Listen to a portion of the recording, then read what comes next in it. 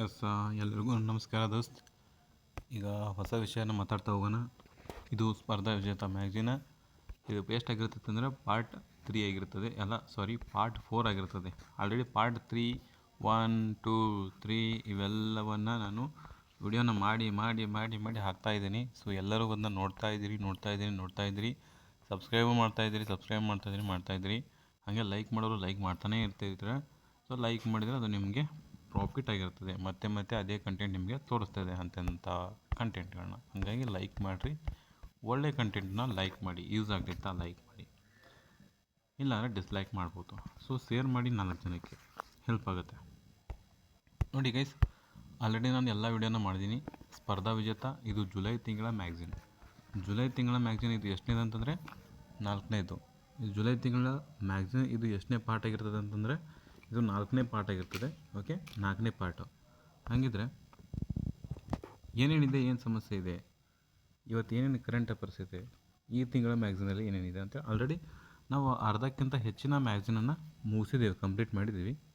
ಇನ್ನೇನು ಇನ್ನೊಂದು 2 ಪಾರ್ಟಲ್ಲಿ ಕಂಪ್ಲೀಟಾಗಿ ಮುಗೀತದೆ ಮ್ಯಾಗ್ಝಿನ್ ಅನ್ನುವಂಥದ್ದು ಗೊತ್ತಿರಲಿ. ಸೊ ಬನ್ನಿ, ಹಾಗಿದ್ರೆ ಸ್ಟಾರ್ಟ್ ಮಾಡೋಣ. ಆಲ್ರೆಡಿ ನಿಮಗೆ ಒಂದು ಕ್ವಶನ್ಗಳು ಕೂಡ ಕೊಟ್ಟಿದ್ದೆ ನಾನು. ಏನಂತಂದರೆ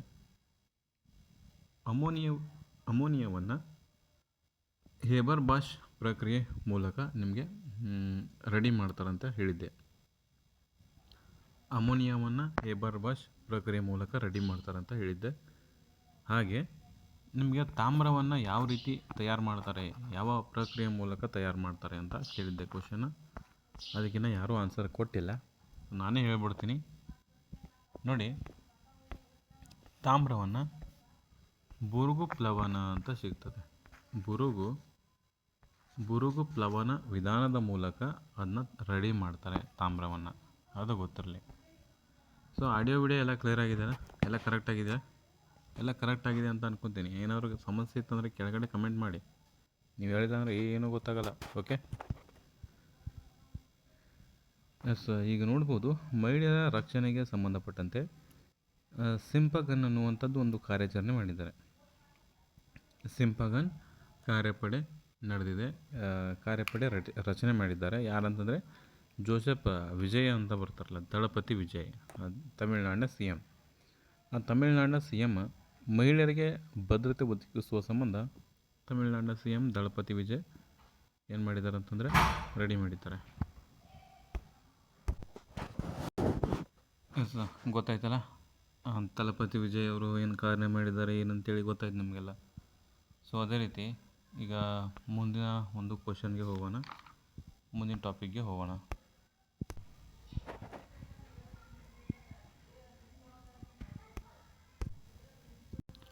ಈಗ ನೋಡ್ರಿ, ಬೆಂಗಳೂರು ಏರ್ಬೌಂಡ್ ಜೊತೆಗೂಡಿ ಆಂಧ್ರದಲ್ಲಿ ಡ್ರೋನ್ ಡೆಲಿವರಿ ನೆಟ್ವರ್ಕ್ ಮಾಡತ್ತಾರೆ. ನೋಡಿ, ಯಾವುದಂತಂದರೆ ಬೆಂಗಳೂರಿನ ಒಂದು ಏರ್ಬೌಂಡ್ ಅನ್ನುವಂಥ ಒಂದು ಕಂಪ್ನಿ ಇದೆ. ಆ ಕಂಪ್ನಿ ಜೋಡಿ ಕೂಡಿ ಆಂಧ್ರ ಪ್ರದೇಶದಲ್ಲಿ ಡ್ರೋನ್ ಡೆಲಿವರಿ ಅನ್ನುವಂಥ ಕಾರ್ಯಕ್ರಮ ಮಾಡ್ತಾರೆ. ಅಂದರೆ ಡ್ರೋನಿಂದ ಡೆಲಿವರಿ ಮಾಡ್ಸಕತ್ತಾರೆ. ಯಾವ ಡೆಲಿವರಿ ಅಂತಂದರೆ ಏನೇನಲ್ಲ, ಬೇರೆ ಬೇರೆ ಫುಡ್ಸ್ ಆಗಲಿ, ಐಟಮ್ಸ್ ಆಗಲಿ, ಔಷಧಿಗಳಾಗಲಿ, ಅಥವಾ ಏನಾದರೂ ಸಮಸ್ಯೆಗಳು ಏನೇ ಇರ್ತಾವಲ್ಲ ಅವಕ್ಕೆ ಸಂಬಂಧಪಟ್ಟಂತೆ ತುರ್ತಾಗಿ ಎಲ್ಲರೂ ಹೋಗ್ಬೇಕಂತಂದರೆ, ಎಲ್ಲರೂ ತಲುಪಿಸ್ಬೇಕಂದ್ರೆ ಏರ್ ಡ್ರೋನ್ ಮೂಲಕ ತಲುಪಿಸ್ತಾರೆ, ಅದು ಗೊತ್ತಿರಲಿ.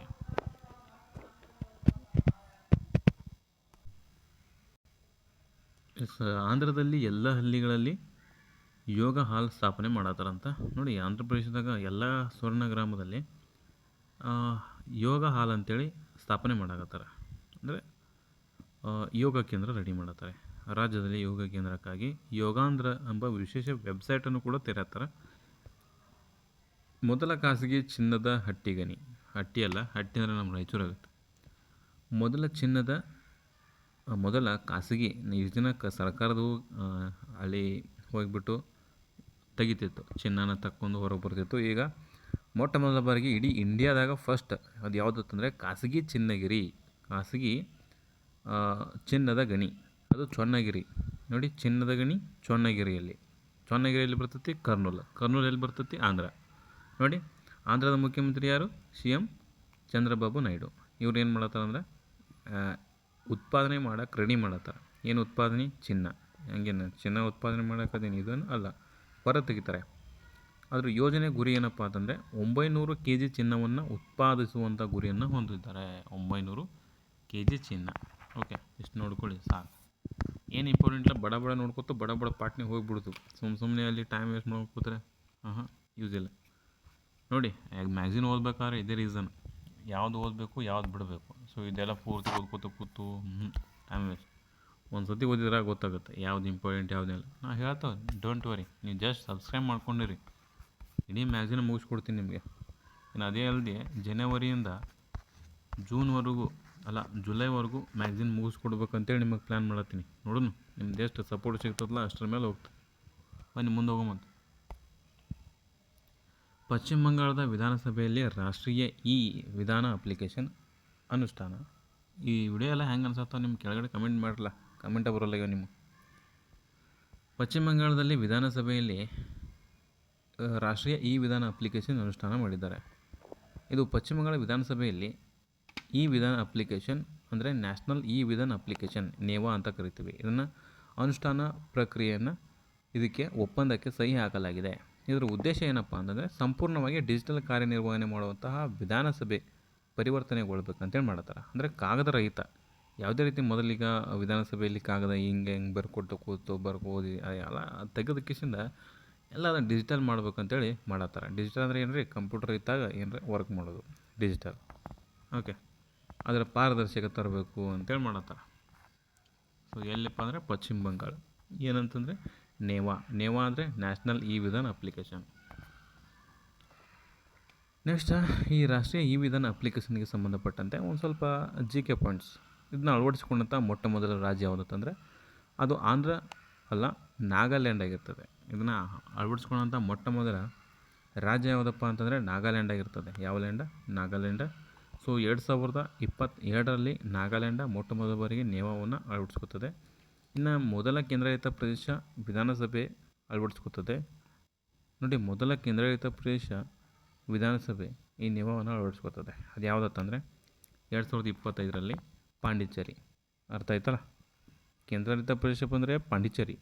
ಮೊಟ್ಟ ಮೊದಲ ದೇಶ ಯಾವುದ ರಾಜ್ಯ ಯಾವುದಪ್ಪ ಅಂತಂದರೆ ನಾಗಾಲ್ಯಾಂಡ್. ಸೊ ಇತ್ತೀಚೆಗೆ ಯಾವುದಂತಂದರೆ ಪಶ್ಚಿಮ ಬಂಗಾಳ. ಅರ್ಥ ಆಯಿತು. ಮುಂದಕ್ಕೆ ಹೋಗೋಮ. ಆಯುಷ್ಮಾನ್ ಭಾರತ. ಯಾವ ಭಾರತ? ಆಯುಷ್ಮಾನ್ ಭಾರತ ಅನ್ನುವಂಥದ್ದು PMJAY ಇದಕ್ಕೆ ಪಶ್ಚಿಮ ಬಂಗಾಳ ಅಳವಡಿಸಿಕೊಂಡಿದೆ. ಆಯುಷ್ಮಾನ್ ಭಾರತ ಅಂದರೆ PM ಅಂತ ಬರ್ತದೆ. PMJAY ಅಂತಂದರೆ ಏನು ಅರ್ಥ ಆಯ್ತಲ್ಲ ನಿಮಗೆ? ನೋಡಿ, ಆಯುಷ್ಮಾನ್ ಭಾರತದ ಪ್ರಧಾನಮಂತ್ರಿ ಜನ ಆರೋಗ್ಯ ಯೋಜನೆ ಅಡಿಯಲ್ಲಿ ಪಶ್ಚಿಮ ಬಂಗಾಳ ಜಾರಿಗೆ ತರಕ್ಕೆ ಹೊಂಟೈತೆ. ಏನಂತಂದರೆ ನೋಡಿ, ಪ್ರಧಾನಮಂತ್ರಿ 36ನೇ ರಾಜ್ಯ. ನೋಡಿ, ವೆರಿ ಇಂಪಾರ್ಟೆಂಟ. ಎಷ್ಟನೇ ರಾಜ್ಯ ಇದು ಕೇಳ್ತಾರೆ? PMJAY very important. ಆಯುಷ್ಮಾನ್ ಯೋಜನೆ ಅಂತ ಕರಿತೀವಲ್ಲ. ಓಕೆ, ಜನ ಆಯುಷ್ಮಾನ್ ಯೋಜನೆ ಈಗ 36ನೇ ರಾಜ್ಯ. ಇದು ವಿಶ್ವದ ಅತಿ ದೊಡ್ಡ ಸಾರ್ವಜನಿಕ ಆರೋಗ್ಯ ವಿಮೆ ಯೋಜನೆ ಆಗಿರ್ತದೆ. ಇದು 36ನೇ ರಾಜ್ಯ ಅಥವಾ ಕೇಂದ್ರಾಡಳಿತ ಪ್ರದೇಶ ಆಗಿರ್ತದೆ. ಇದನ್ನು ಅಳವಡಿಸಿಕೊಳ್ಳುವಂಥದ್ದು 36ನೇದು. ಓಕೆ, ಹಾಗಿದ್ರೆ ವಿಶ್ವದ ಅತಿ ದೊಡ್ಡ ಸಾರ್ವಜನಿಕ ನಿಧಿ ಆರೋಗ್ಯ ಭರವಸೆ ಯೋಜನೆ ಯಾವುದಂದರೆ PM ಆಯುಷ್ಮಾನ್ ಯೋಜನೆ. PM ಆಯುಷ್ಮಾನ್ ಯೋಜನೆ 2018ರಲ್ಲಿ ಇದು ಸ್ಥಾಪನೆ ಆಯಿತು. PMJAY ಅಂತೇಳಿ 2018ರಲ್ಲಿ ಸ್ಥಾಪನೆ ಆಯಿತು. ಎಸ್,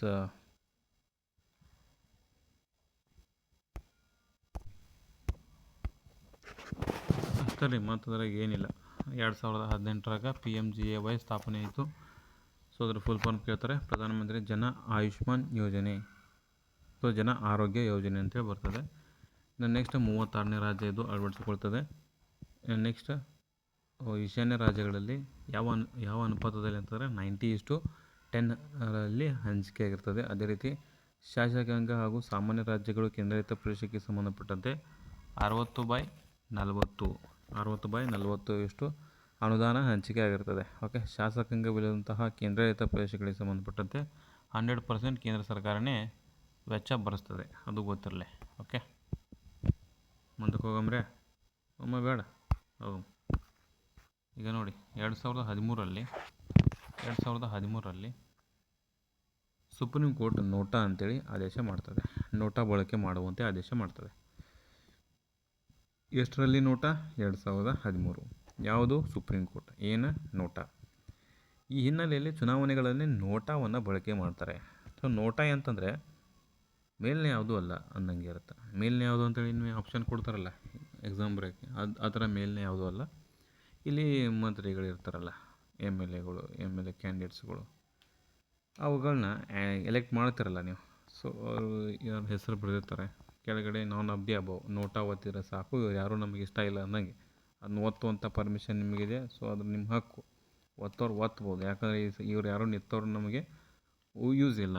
ಸೊ ಹಂಗಾಗಿ ಇವ್ರು ನಾವು ಬ್ಯಾಡ ಅಂತಂದರೆ ನೆಕ್ಸ್ಟ್ ಟೈಮ್ ಚೇಂಜ್ ಆಗ್ತಾರೆ, ನೆಕ್ಸ್ಟ್ ಟೈಮ್ ಬೇರೆ ನಿಂತ್ಕೋತಾರೆ. ಓಕೆ. ಇನ್ನು ಶ್ಯಾಮ್ ಪ್ರಸಾದ್ ಮುಖರ್ಜಿ ಅವರು 125ನೇ ಜನ್ಮದ ವರ್ಷಾಚರಣೆ ಸ್ಟಾರ್ಟ್ ಆಗಿದೆ. ಶ್ಯಾಮ್ ಪ್ರಕಾಶ್ ಮುಖರ್ಜಿ ಅವರು ಎಷ್ಟು ಕಾಣ್ತಿದೆ ನಿಮಗೆ? ಶ್ಯಾಮ್ ಪ್ರಸಾದ್ ಮುಖರ್ಜಿಯವರ 125ನೇ ಜನ್ಮ ವರ್ಷಾಚರಣೆ ಆರಂಭವಾಗಿದೆ. ಇದು ಏನು ವಿಶೇಷತೆ ಅಂತಂದರೆ, ಆಲ್ರೆಡಿ ಶ್ಯಾಮ್ ಪ್ರಸಾದ್ ಮುಖರ್ಜಿ ಅವ್ರ ಮೇಲೆ ಜಾಸ್ತಿ ಪ್ರೀತಿ ಇರುವಂಥದ್ದು ಯಾವುದಂದರೆ ಅದು ಪಶ್ಚಿಮ ಬಂಗಾಳ. ಯಾಕಂದರೆ ಅಲ್ಲೆಲ್ಲ ಕೋಲ್ಕತ್ತಾ ಬಂದರದಲ್ಲೆಲ್ಲ ಅವ್ರ ಹೆಸರೇ ಇಟ್ಟಿರ್ತಾರೆ, ಶ್ಯಾಮ್ ಪ್ರಸಾದ್ ಮುಖರ್ಜಿ ಅವರು ಅವ್ರ ಹೆಸರೇ ಇಟ್ಟಿರ್ತಾರೆ.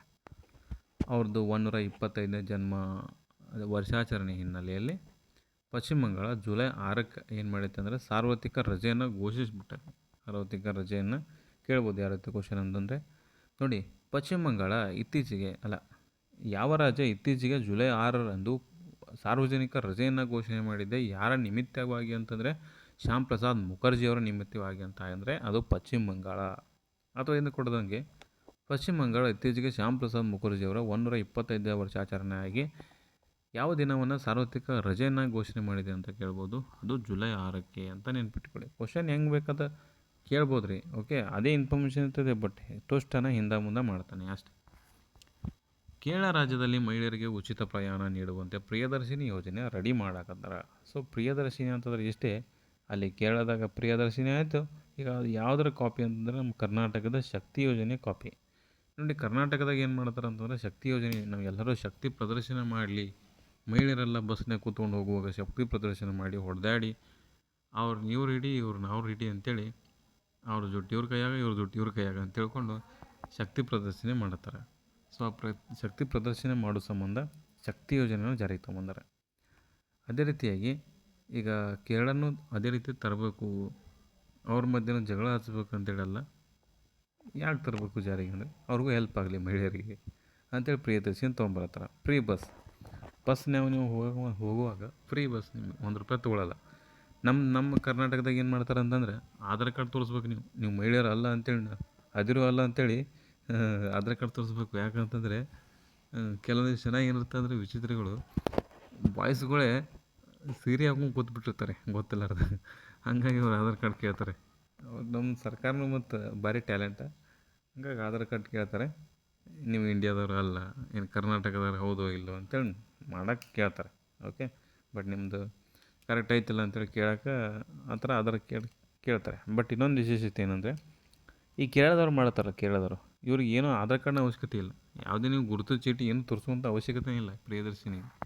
ಓಕೆ, ನಮ್ಮ ಕರ್ನಾಟಕದಾಗ ಒಂದು ನೀವು ಆಧಾರ್ ಕಾರ್ಡ್ ತೋರಿಸ್ಬೇಕು, ಬಟ್ ಇಲ್ಲಿಗೆ ಪ್ರಿಯದರ್ಶಿನಿಗೆ ನೀವು ಏನು ತೋರಿಸುವಂಥ ಅವಶ್ಯಕತೆ ಇಲ್ಲ. ಸುಮ್ಮ ಹೋಗೋದು ಕುಂದ್ರೋದು, ನಿಮಗೆ ಶೂನ್ಯ ಶುಲ್ಕ ಟಿಕೆಟ್ ವಿನಾಯಿತಿ ನೀಡ್ತಾರೆ.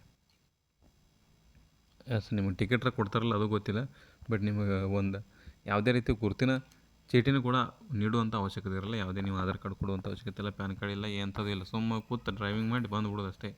ಅಲ್ಲಿ ಗೋವಾಗೆ ತಿರುಗಾಡಿ ಬಂದುಬಿಡೋದು. ಅದೇ ನಮ್ಮ ಹುಡುಗರಿಗೆ ಯಾಕೆ ಕೊಡತ್ತಿಲ್ಲ ಅಂತ ಯೋಚನೆ ಮಾಡೋದಿಲ್ಲ. ಕೊಟ್ಟರೆ ನೀವು ಎಲ್ಲೆಲ್ಲಿ ಹೋಗ್ತೀರ ಕಮೆಂಟ್ ಮಾಡಿರಿ. ಇಂಗ್ಲೆಂಡ್ ಹೋಗೋಪೈಕಿ ನೀವು ಬಸ್ನಾಗ ಕೂತ. ಇನ್ನು ಜಾರ್ಖಂಡ್ ರಾಜ್ಯದಿಂದ UK ಮಾವಿನ ಹಣ್ಣು ರಫ್ತು ಮಾಡತ್ತಾರೆ. ಜಾರ್ಖಂಡ್ ರಾಜ್ಯದಿಂದ UK ಅಂತಂದ್ರೆ ಗೊತ್ತಲ್ಲ, ಯುನೈಟೆಡ್ ಕಿಂಗ್ಡಮ್. UK ಅಂತಂದ್ರೆ ಒಂದೇ ದೇಶ ಅಲ್ರಿ, 4 ದೇಶ ಸೇರಿರ್ತಾವೆ, ಅದಕ್ಕೆ UK ಅಂತಾರೆ. ಯುನೈಟೆಡ್ ಕಿಂಗ್ಡಮ್ ಅಂದರೆ ಸಾಮ್ರಾಜ್ಯ, ಯುನೈಟೆಡ್.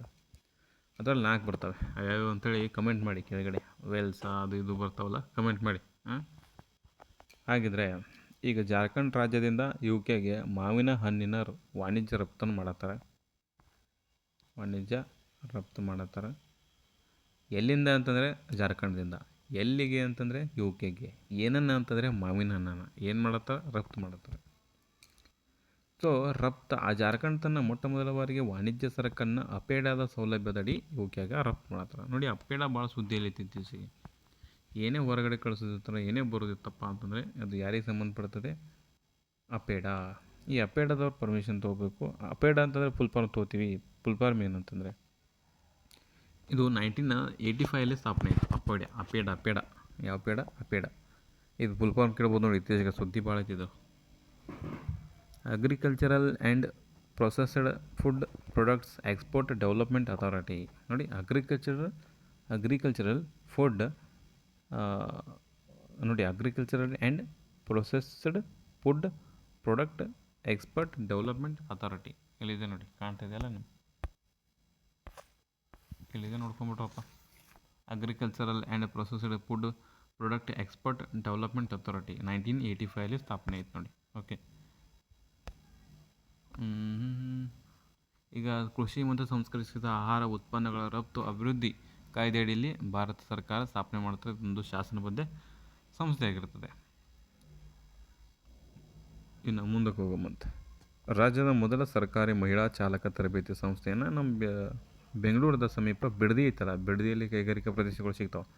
ಆ ಬಿಡದಿ, ಆಮೇಲೆ ರಾಮನಗರ ಕೆಳಗಡೆ ದಕ್ಷಿಣ ಕನ್ನಡ ಜಿಲ್ಲೆ, ದಕ್ಷಿಣ ಬೆಂಗಳೂರು ಬರ್ತಾವಲ್ಲ, ಆ ಕಡೆಲ್ಲ ಬಿಡದಿಗಳೆಲ್ಲ ಬರ್ತಾವಲ್ಲ. ಬಿಡದಿ ಏರಿಯಾ ಇಂಡಸ್ಟ್ರಿಯಲ್ ಏರಿಯಾ, ಅಲ್ಲಿ ಒಂದು ದೊಡ್ಡ ಇಂಡಸ್ಟ್ರಿಯಲ್ ಏರಿಯಾ ಇರ್ತೈತಲ್ಲ, ಹಾಗಾಗಿ ಜನ ಯಾರು ಇರೋಲ್ಲ. ಆ ಟೈಮ್ದಲ್ಲಿ ನಿಮಗೆ ಏನು ಸೇರಿಸ್ತಾರೆ ಅಂತಂದರೆ, ನಿಮ್ಗೆ ಏನು ಮಾಡ್ತಾರೆ, ಡ್ರೈವಿಂಗನ್ನು ಕಲಿಸ್ತಾರೆ. ಡ್ರೈವಿಂಗನ್ನು ಎಲ್ಲರಿಗೂ ಕಲಿಸಲ್ಲ. ಯಾರು ಲೇಡೀಸ್ ಇರ್ತಾರೆ ನೋಡಿ, ಯಾರು ಹುಡುಗಿರು ಇರ್ತಾರೆ ಅವ್ರಿಗೆ ಕಲ್ಸೋಕೆ ರೆಡಿ ಆಗಿದ್ದಾರೆ. ಸೊ ಮಹಿಳಾ ಚಾಲಕರಿಗೆ ರೆಡಿ ಮಾಡ್ತಾರೆ. ರಾಜ್ಯದ ಮೊದಲ ಸರ್ಕಾರಿ ಮಹಿಳಾ ಚಾಲಕ ತರಬೇತಿ ಸಂಸ್ಥೆಯನ್ನು ಸ್ಥಾಪಿಸಲು ಕರ್ನಾಟಕ ಸರ್ಕಾರ ಯೋಜನೆ ರೆಡಿ ಮಾಡಿದೆ.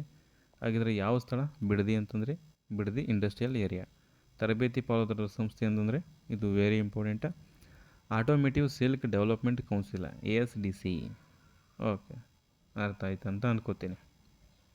ಮುಂದಕ್ಕೆ ಹೋಗೋಣ. ಅರ್ಥಿಲ್ಲಾರ್ದವು ಅರ್ಥ ಮಾಡಿ ಹೇಳ್ತೀನಿ. ಸೊ ಇವೆಲ್ಲ ಸಿಂಪಲ್ ಫ್ಯಾಕ್ಚುಯಲ್ ಕ್ವಶನ್ಸ್. ಮುಂದಕ್ಕೆ ಹೋಗೋಮಂತ ನೋಡ್ರಿ. ಈಗ ಇನ್ನೊಂದು ಏನಂತಂದರೆ,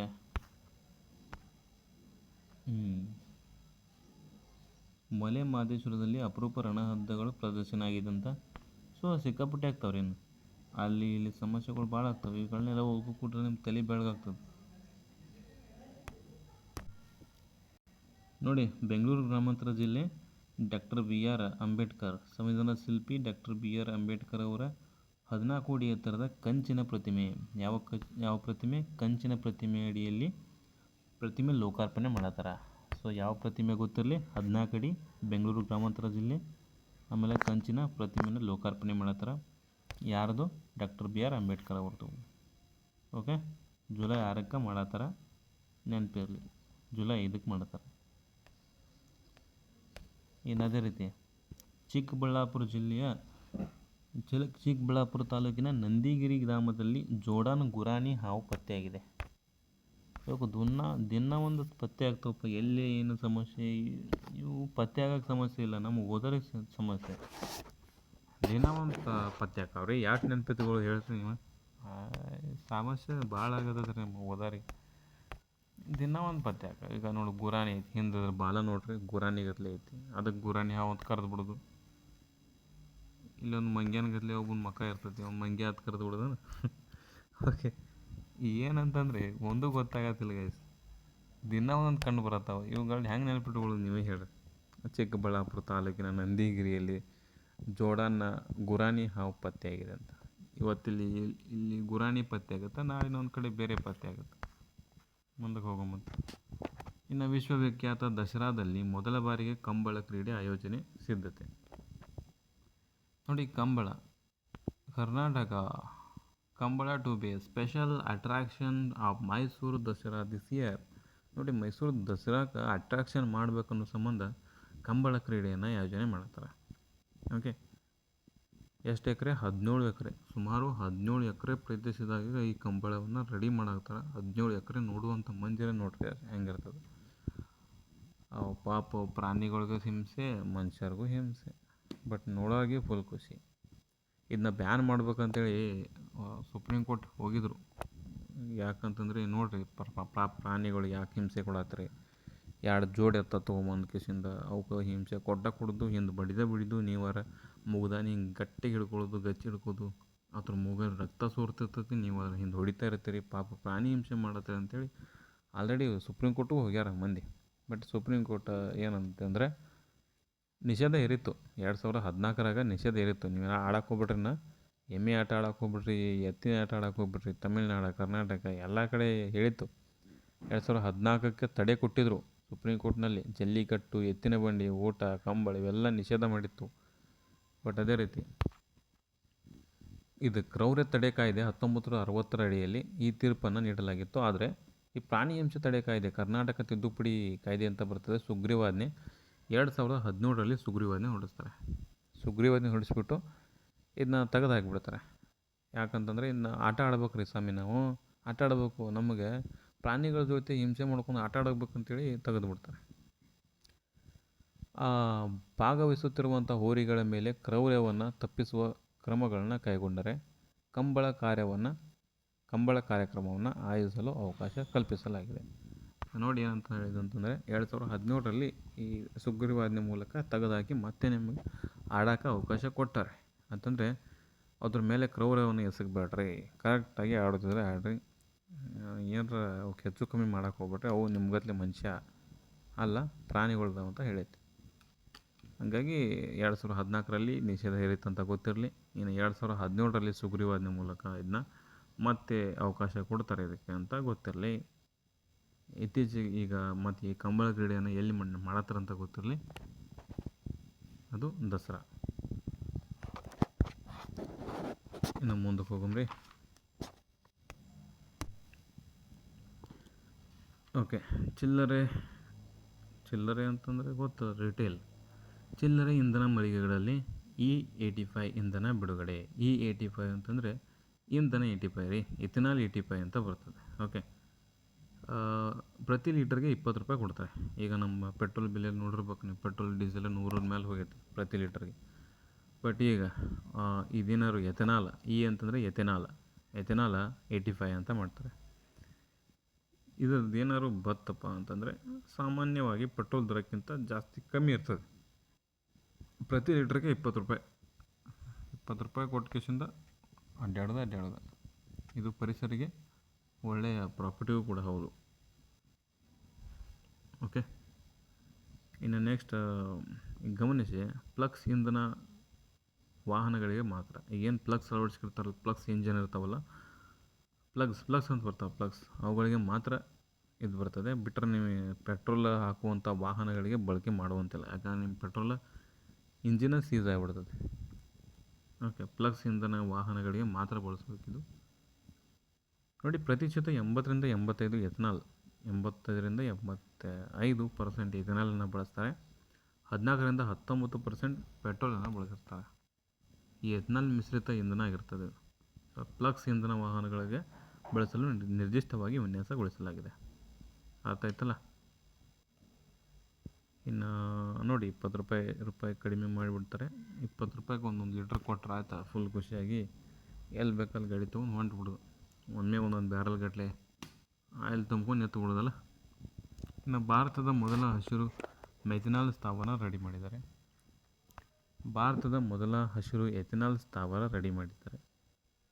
ಎಲ್ಲಿ ಮಾಡ್ಯಾರಪ್ಪ ಅಂದರೆ ಗುಜರಾತ್ನ ಕಚ್ದಲ್ಲಿ ಮಾಡ್ಯಾರ. ಯಾವ ಕಚ್ಚ? ಗುಜರಾತ್ನ ಕಚ್ದಾಗ ಮೆಥನಾಲ್ ಸ್ಥಾವರನ ರೆಡಿ ಮಾಡ್ಯಾರ. ಭಾರತದ ಮೊದಲ ಹಸಿರು ಮೆಥನಾಲ್ ಸ್ಥಾವರ. ಭಾರತವು ಗುಜರಾತ್ನಲ್ಲಿ ಕಚ್ನಲ್ಲಿ ಆಕ್ರಮಣಕಾರಿ ಕಳೆ ಪ್ರೊಸೆಸಿಪ್ ಜುಲಿಪೆರಾ.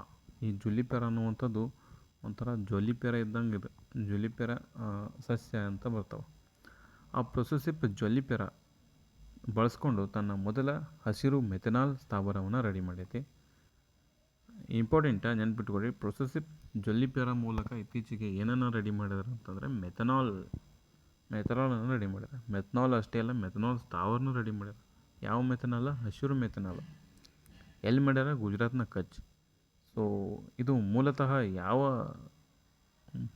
ದೇಶದ ಮೂಲ ಬೆಳೆ ಅಂತಂದರೆ ಮೆಕ್ಸಿಕೋ ದೇಶದ ಮೂಲ ಬೆಳೆ ಅಂತ ಗೊತ್ತಿರಲಿ. ಓಕೆ, ಪ್ರೊಸೆಸಿವ್ ಜುಲಿಪೆರಾ. ನೆಕ್ಸ್ಟ್, ನಾಗಾಲ್ಯಾಂಡ್ನಲ್ಲಿ ಕ್ಯಾಸ್ಕೇಡ್ ಕಪ್ಪೆ ಪತ್ತೆ. ಎಲ್ಲಿ ಕ್ಯಾಸ್ಕೇಡ್ ಕಪ್ಪೆ ಪತ್ತೆಯಾಗಿದೆ? ನಾಗಾಲ್ಯಾಂಡ್ನಲ್ಲಿ ಇತ್ತೀಚೆಗೆ ಯಾವ ಕಪ್ಪೆ ಪತ್ತೆಯಾಗಿದೆ? ಕ್ಯಾಸ್ಕೇಡ್. ಆಸ್ಟ್ರೇಲಿಯಾದಲ್ಲಿ ಬೆಲಿಸ್ಟಾ ಸ್ಪೈಡರ್ ಪತ್ತೆ. ಸೊ ಇತ್ತೀಚೆಗೆ ಬೆಲಿಸ್ಟಾ ಸ್ಪೈಡರ್ ಪತ್ತೆಯಾಗಿದೆ. ಎಲ್ಲಿ? ಆಸ್ಟ್ರೇಲಿಯಾದಲ್ಲಿ. ಇತ್ತೀಚೆಗೆ ಆಸ್ಟ್ರೇಲಿಯಾದಲ್ಲಿ ಒಂದು ಸ್ಪೈಡರ್ ಪತ್ತೆಯಾಗಿದೆ. ಅದು ಏನು? ಎಲ್ಲಿ? ಬೆಲಿಸ್ಟಾ ಸ್ಪೈಡರ್. ಎಲ್ಲಿ ಪತ್ತೆಯಾಗಿದೆ? ಆಸ್ಟ್ರೇಲಿಯಾ. ಹಾಗಿದ್ರೆ ಇತ್ತೀಚೆಗೆ ಬೆಲಿಸ್ಟಾ ಅನ್ನುವಂಥದ್ದು ಒಂದು ಜೀವಿ ಪತ್ತೆಯಾಗಿದೆ. ಅದು ಏನು? ಸ್ಪೈಡರ್ ಅಂತ ಜೇಡ. ನೋಡಿ, ಯಾವ ರೀತಿ ಬೇಕಾದರೂ ಕ್ವಶನ್ ಕೇಳ್ಬೋದು ನಿಮಗೆ. ಕ್ವಶನನ್ನು ಯಾವ ರೀತಿ ಅರೈಸ್ ಮಾಡ್ತಾರೆ ಅಂದ್ಕೊಂಡು ನೀವೇ ನಿಮ್ಮ ಒಳಗಡೆ ಕ್ವಶನ್ ಕೇಳಿಕೊಂಡು ಓದೋದು ಉತ್ತಮ. ಅದೊಂದು ಒಳ್ಳೆಯ ಅಭ್ಯಾಸ. ಇದೇನು ಮಾಡ್ತದೆ ಅಂದರೆ, ಬೆಲಿಸ್ಟಾ ಸ್ಪೈಡರ್ ರೇಷ್ಮೆ ರೆಡಿ ಮಾಡ್ಕೋತದೆ. ರೇಷ್ಮೆ ರೆಡಿ ಮಾಡ್ಕೊಂಡು ಈಗೇನು ರೇಷ್ಮೆಗಳು ಇರ್ತಾವಲ್ಲ ಅವುಗಳ ಮೂಲಕ ಆ ಥರ ರೇಷ್ಮೆ ರೆಡಿ ಮಾಡ್ಕೊಂಡು ಎಳೆ ಮೂಲಕ ಅಡ್ಡಾಡ್ಕೊತ ಹೋಗ್ಬಿಡ್ತೈತೆ. ಎಲ್ಲಿ ಬೇಕಾದ ಸಿಂಗಾಪುರ, ಮಲೇಷಿಯಾ ಹಿಂಗೆ ಅಡ್ಡಾಡ್ಕೊತ ಹೋಗ್ಬಿಡ್ತದೆ. ಕಡೆ ಬೇಕಾ ಕಡೆ. ಈಗ ನೋಡಿ, ಆಸ್ಟ್ರೇಲಿಯಾದ ಪತ್ತೆ ಆಗಿದೆ ಅಂತ ನೋಡಿ. ಏನು ಮಾಡ್ತಾರೆ? ನೆಕ್ಸ್ಟ್ ನಾಳೆ ನಿಮ್ಮ ಊರಿಗೂ ಬರ್ಬೋದು. ಇನ್ನು ಆಸ್ಟ್ರೇಲಿಯಾ ಈಶಾನ್ಯದಲ್ಲಿರುವಂಥ ಗ್ರೇಟ್ ಬ್ಯಾರಿಯರ್ ದ್ವೀಪಗಳು ಬರ್ತವೆ. ಈ ಗ್ರೇಟ್ ಬ್ಯಾರಿಯರ್ ದ್ವೀಪಗಳು ಜಗತ್ತಿನ ಅತಿ ದೊಡ್ಡ ಹವಳದ ದಿಬ್ಬಗಳಾಗಿರ್ತವೆ. ಇವುಗಳಿಗೆ ಯುನೆಸ್ಕೋ ಪಾರಂಪರಿಕ ಪಟ್ಟಿಗೆ ಸೇರ್ಪಡೆಗೊಳ್ಳುತ್ತವೆ. ಹಾಗಿದ್ರೆ ಯುನೆಸ್ಕೋ ಪಾರಂಪರಿಕ ಪಟ್ಟಿಗೆ ಸೇರ್ಪಡೆಗೊಂಡಿರ್ತವೆ ಯಾವಂತಂದರೆ ಗ್ರೇಟ್ ಬ್ಯಾರಿಯರ್ ರೀಫ್ ಎಲ್ಲಿ ಬರ್ತವೆ? ಆಸ್ಟ್ರೇಲಿಯಾ. ಹಾಗೆ ನಮ್ಮ ಕೆಲವೊಂದಿಷ್ಟು ಭಾರತದಲ್ಲಿ ಹವಳದ ದ್ವೀಪಗಳು ಕಂಡುಬರ್ತವೆ. ಅವು ಯಾವುವು ಅಂತಂದರೆ ಲಕ್ಷದ್ವೀಪ, ಮಾಲ್ಡೀವ್ಸ, ಅವೆಲ್ಲ ಈ ಕಡೆ ಲೆಫ್ಟಲ್ಲಿ ಬರುವಂಥವು ಎಲ್ಲ ಹವಳ ಅಂತಂದರೆ ಗೊತ್ತಲ್ಲ, ಮುತ್ತು ರತ್ನ ಅಂದಂಗೆ ಅವು ಹವಳದ ದ್ವೀಪಗಳಿಂದ ರೆಡಿಯಾಗಿರ್ತವೆ. ಲಕ್ಷದ್ವೀಪ, ಮಾಲ್ಡೀವ್ಸ್. ಬಟ್ ಇನ್ನು ಜ್ವಾಲಾಮುಖಿಯಿಂದ ಯಾವ ರೆಡಿಯಾಗಿರುತ್ತೆ? ಕ್ವಶನ್ ಕೇಳಿದ್ದಾರೆ ಹಿಂಗೆ, ಕೆಳಗಿನವುಗಳಲ್ಲಿ ಯಾವುದು ಜ್ವಾಲಾಮುಖಿಯಿಂದ ರೆಡಿಯಾಗಿದ್ದಾವೆ ಅಂತಂದರೆ ನೆನ್ಪಿಟ್ಟುಕೊಳ್ಳಿ, ಅಂಡಮಾನ್ ನಿಕೋಬಾರ್ ಇವು ಜ್ವಾಲಾಮುಖಿವು. ಯಾವೇ ಹವಳಿ ದ್ವೀಪ ಅಲ್ಲ, ಜ್ವಾಲಾಮುಖಿ. ಹಾಗೆ GK ಪಾಯಿಂಟ್ಸ್ಗಳು ಇಂಪಾರ್ಟೆಂಟ್ ಅಲ್ಲ, ಅವುಗಳು ಕವರ್ ಮಾಡಿಕೊಂಡ್ರೆ ಏನಾಗುತ್ತೆ, ಒಂದೊಂದು ಪಾಯಿಂಟ್ ಇರ್ತಾವೆ ಅಲ್ಲ. ಇನ್ನು ನ್ಯೂಜಿಲ್ಯಾಂಡ್ಗೆ ಭಾರತದಿಂದ ಸಸ್ಯಶಾಸ್ತ್ರೀಯ ತುಂಬಿದ ಸಿರಿಧಾನ್ಯ ಮೊದಲ ಸಮುದ್ರ ಸಾಗಣೆ. ನೋಡಪ್ಪ ಏನು ಸಮಸ್ಯೆ ಆಗಿದೆ ಇಲ್ಲಿ. ನ್ಯೂಜಿಲ್ಯಾಂಡ್ ಐತಲ್ಲ, ಆ ನ್ಯೂಜಿಲ್ಯಾಂಡ್ಗೆ ನಮ್ಮ ಭಾರತದಿಂದ ಒಂದು ಸಸ್ಯಶಾಸ್ತ್ರೀಯವಾದಂತಹ ಸಿರಿಧಾನ್ಯಗಳನ್ನು ಮೊಟ್ಟ ಮೊದಲ ಬಾರಿಗೆ ಸಾಗಣೆ ಮಾಡಿದ್ದಾರೆ. ಹಾಗೂ ಯಾವುದರ ಮೂಲಕ ಅಂತಂದರೆ, ಅಂದರೆ ರಫ್ತು ಮಾಡೋರಂತ ಮೊದಲ ಎಕ್ಸ್ಪೋರ್ಟ್ ಮಾಡಿದ್ದಾರೆ. ಅಂದರೆ ಮೊದಲ ಸಮುದ್ರ ಸಾಗಾಣಿಕೆ ಮಾಡಿದ್ದಾರೆ, ಸಮುದ್ರದ ಮೂಲಕ ಸಾಗಣೆ ಮಾಡಿದ್ದಾರೆ. ಅದು ವಿಶೇಷತೆ. ಬೆಂಗಳೂರಿನಲ್ಲಿ ನೆಲೆಗೊಂಡಿರುವಂಥ ಕೃಷಿ ತಂತ್ರಜ್ಞಾನ ಕಂಪನಿಯಾದಂತಹ ಯಾವ ಕಂಪ್ನಿ ಅಂದರೆ ಮೆಸರ್ಸ್ ಇನ್ಫಿನಿ ಅಗ್ರೋಟೆಕ್ ಅನ್ನುವಂಥದ್ದು. ಅನ್ನುವಂಥದ್ದು ಈ ಕಂಪ್ನಿ ಮೂಲಕ ರಫ್ತು ಮಾಡಿದ್ದಾರೆ. ಅದು ಗೊತ್ತಿರಲಿ.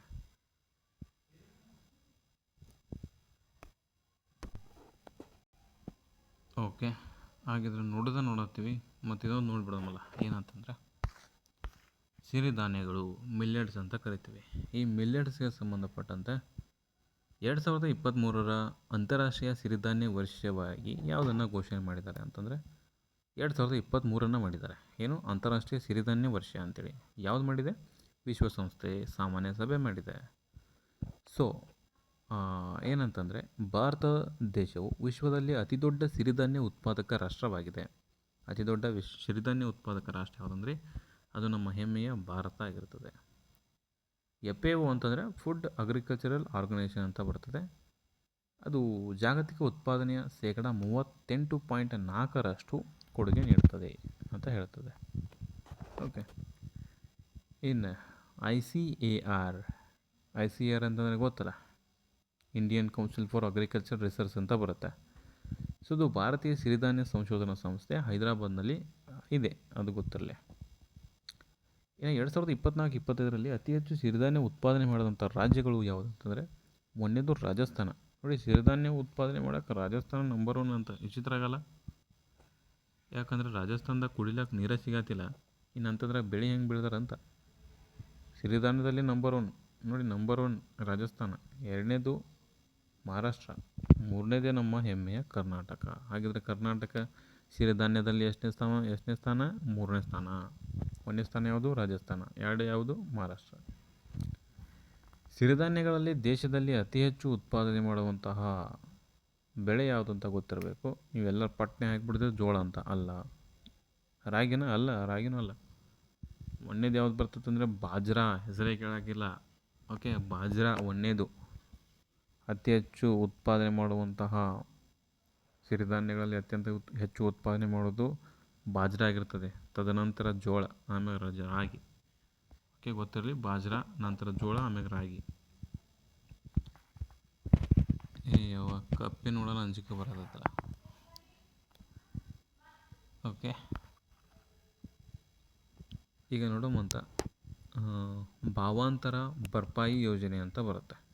ಭಾವಾಂತರ ಭರ್ಪಾಯಿ ಯೋಜನೆ ಇದು ಹರಿಯಾಣ ಸರ್ಕಾರದ ಒಂದು ಯೋಜನೆ ಆಗಿರ್ತದೆ. MSP ಮತ್ತು ಸರಾಸರಿ ಮಾರುಕಟ್ಟೆ ಬೆಲೆಯ ನಡುವಿನ ವ್ಯತ್ಯಾಸ. MSP ಮತ್ತು ಮಾರುಕಟ್ಟೆಯ ಬೆಲೆ ನಡುವಿನ ವ್ಯತ್ಯಾಸ ಸಂಬಂಧ ಈ ಭಾವಾಂತರ ಬೆಲೆ ಅಂತ ಕರೀತಾರೆ. ಭಾವಾಂತರ ಬೆಲೆ ಅಂತ ಕರೀತಾರೆ. ಮಾರುಕಟ್ಟೆ ಮತ್ತು MSP ಅಂದರೆ MSP ಮತ್ತು ಮಾರ್ಕೆಟ್ ಪ್ರೈಸ್ ಅಂತ ಏನು ಕರಿತೀವಲ್ಲ, ಅದ್ರ ಬಿಟ್ವೀನ್ ಇರ್ತದೆ.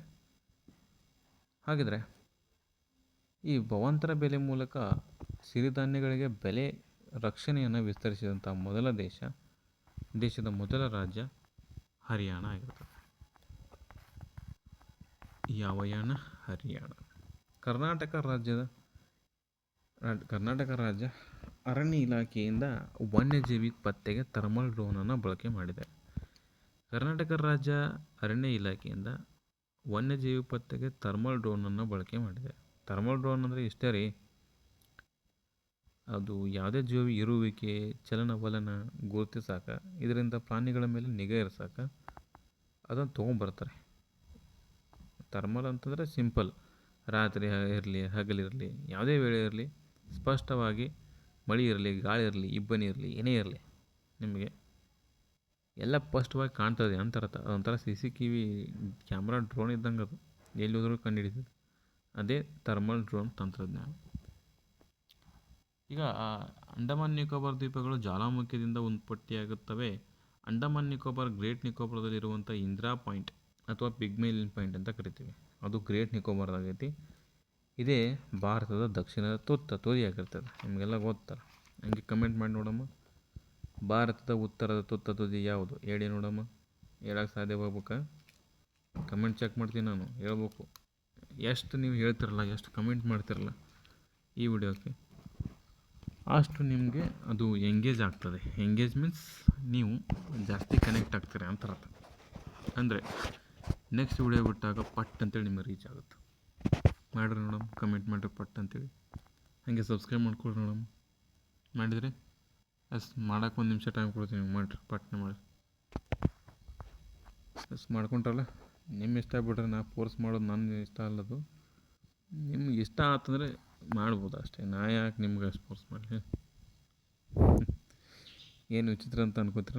ಹಂಗೆ ರೀ, ಇಷ್ಟ ಆದರೆ ಮಾತ್ರ ಸಬ್ಸ್ಕ್ರೈಬ್ ಮಾಡಿರಿ, ಇಲ್ಲ ಅಂತಂದ್ರೆ ಮಾಡಲಿಕ್ಕೆ ಹೋಗ್ಬಿಡ್ರಿ. ಸ್ವಚ್ಛ ಹೇಳ್ತೀನಿ. ಮುಂದಕ್ಕೆ ಹೋಗುವಂತ ಪಶ್ಚಿಮ ಘಟ್ಟವನ್ನು ಪರಿಸರ ಸೂಕ್ಷ್ಮ ಪ್ರದೇಶವಂತೇಳಿ ಅಧಿಸೂಚಿಸಲು ಸಿದ್ಧತೆ. ನೋಡಿ, ಈಗ ಪಶ್ಚಿಮ ಘಟ್ಟ ಐತಲ್ಲ, ವೆಸ್ಟರ್ನ್ ಘಾಟ್ ಅಂತ ಕರಿತೀವಿ. ಸೊ ವೆಸ್ಟರ್ನ್ ಘಾಟ್ ಅಂದರೆ ಗೊತ್ತಲ್ಲ ನಿಮಗೆ, ಪಶ್ಚಿಮ ಘಟ್ಟ ಅಂದ್ರೆ ವೆಸ್ಟರ್ನ್ ಘಾಟ್ ರೀ. ಅದೇ ನಿಜ.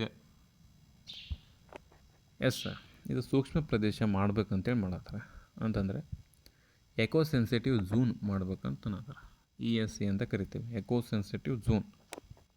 ಈಗ ಕರ್ನಾಟಕದ ಶ್ವಾಸಕೋಶ ಯಾವ್ದು ಹೇಳಿ ನೋಡಮ್ಮ? ಅದೇ ಪಶ್ಚಿಮ ಘಟ್ಟಗಳು. ಹಂಗಿದ್ರೆ ಇಡೀ ವರ್ಲ್ಡ್ದ ಶ್ವಾಸಕೋಶ ಯಾವ್ದು ಹೇಳಿ ನೋಡಮ್ಮ?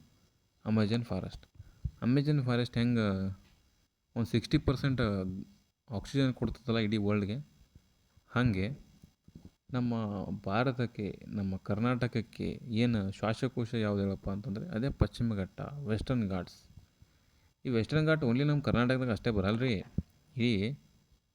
ಇಡೀ 6 ರಾಜ್ಯಗಳಿಗೆ ಬರ್ತದೆ. 6 ರಾಜ್ಯಗಳಲ್ಲಿ 6 ರಾಜ್ಯ ಯಾವ್ಯಾವ ಗೊತ್ತಾ ನಿಮಗೆ? ಒಂದನೇ ತಗೋರಿ ಗುಜರಾತ, ಎರಡನೇದು ಮಹಾರಾಷ್ಟ್ರ, ಮೂರನೇದು ಗೋವಾ, ನಾಲ್ಕನೇದು ನಮ್ಮ ಕರ್ನಾಟಕದಾಗ ಜಾಸ್ತಿ ಐತ್ರಿ ಇದು. Next Kerala, next Tamil Nadu. ಹಾಗಿದ್ರೆ ಕರ್ನಾಟಕದಾಗ ಎಷ್ಟು ಪರ್ಸೆಂಟ್ ಐತಂದರೆ ಕರ್ನಾಟಕದಾಗ 60% ಐತಿ. ಅದು ಅರ್ಥ ಆಯ್ತಲ್ಲ, ಕರ್ನಾಟಕದಾಗ 60% ಐತಿ. ಈಗ ಎಷ್ಟು ಕಿಲೋಮೀಟ್ರ್ವರೆಗೂ ಹರಡಿದಾವೆ ಅಂತಂದರೆ ಗುಜರಾತ್ನಿಂದ ತಮಿಳ್ನಾಡ್ದವರೆಗೂ ಹರಡ್ತವೆ. 1600 ಕಿಲೋಮೀಟ್ರ್ ಅಥವಾ 1600 ಕಿಲೋಮೀಟ್ರ್ ಅಂತ ಅನ್ಬೋದು. ಇಲ್ಲಿಕಂದ್ರೆ 1,60,000 ಚಕಿಮಿ ಅಂತಂದ್ರೂ ಅನ್ಬೋದು. ಎರಡು ಒಂದೇ. ಹೆಂಗಂತೀರಿ ನೋಡ್ರಿ. ಎಸ್. ಇನ್ನು ಮುಂದೆ 2012ರಲ್ಲಿ ನಾವು ಏನು ಮಾಡಿದ್ದೀವಿ, ಯುನೆಸ್ಕೋ ಪಾರಂಪರಿಕ ಪಟ್ಟಿಗೆ ಸೇರಿಸ್ಕೊಂಡಿವಿ. ಹಾಗಿದ್ರೆ ಏನು ಅಮೆಜಾನ್ ಕಾಡುಗಳನ್ನು ನೋಡಿದ್ವಿ ನಾವು. ಅಮೆಜಾನ್ ಕಾಡನ್ನು ಇದೇ ರೀತಿ ಇದೆ. ಭೂಮಿ ಮೇಲಿನ ಶ್ವಾಸಕೋಶ ಯಾವುದಕ್ಕಂತ ಕರಿತೀವಿ ಅಂದರೆ ಅಮೆಜಾನ್ ಕರಿತೀವಿ. ಹಂಗಿದ್ರೆ ಒಂದು 3 ದೇಶದಾಗ ಜಾಸ್ತಿ ಹಂಚ್ಕೊಂಡೈತೆ ಅಮೆಜಾನ್ ಕಾಡು. ಆ ಅಮೆಜಾನ್ ಕಾಡುಗಳು ಹಂಚ್ಕೊಂಡೈತಲ್ಲ, ಒಂದನೇದು ಜಾಸ್ತಿ ಯಾವ್ದು ಹಂಚ್ಕೊಂಡೈತೆ ಅಮೆಜಾನ್ ಕಾಡು ಅಂತಂದರೆ ಯಾವ ದೇಶ? ಬ್ರೆಜಿಲ್. ಒಂದನೇದು ಬ್ರೆಜಿಲ, ಎರಡನೇದು ಪೆರು, ಮೂರನೇದು ಕೊಲಂಬಿಯಾ. ಹಾಗಿದ್ರೆ ಮುಂದಕ್ಕೆ ಹೋಗೋಮಂತೆ 2026 ಸ್ಟಾಕ್ಹೋಮ್ ಜಲಶಕ್ತಿ ಪ್ರಶಸ್ತಿ.